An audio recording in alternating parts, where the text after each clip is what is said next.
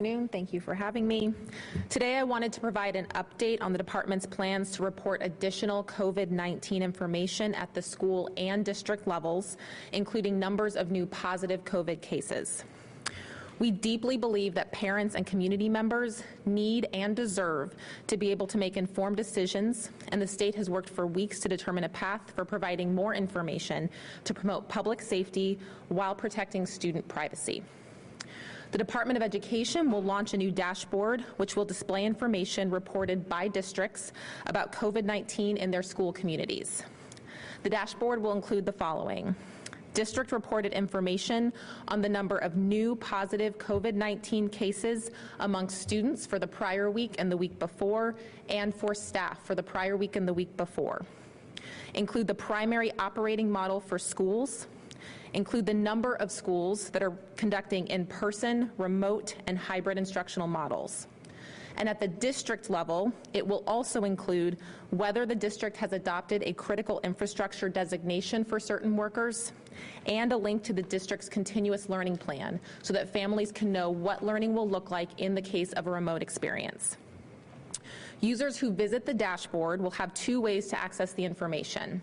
They can access it through a map feature where you can pinpoint the district location or the school location on a map, or they can do it through a drop-down menu feature where you can drill down by our core regions or by the district itself.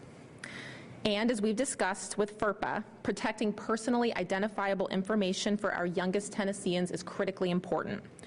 We've worked closely with our attorneys for the Tennessee Department of Health and the Attorney General's office to determine the approach we can utilize, and the governor has notified the U.S. Department of Education of our plan to provide more information while protecting individual privacy. To ensure those protections exist, schools with fewer than 50 students will not be reported in the dashboard. Schools with fewer than 5 positive student or employee COVID-19 cases will be listed without a specific number.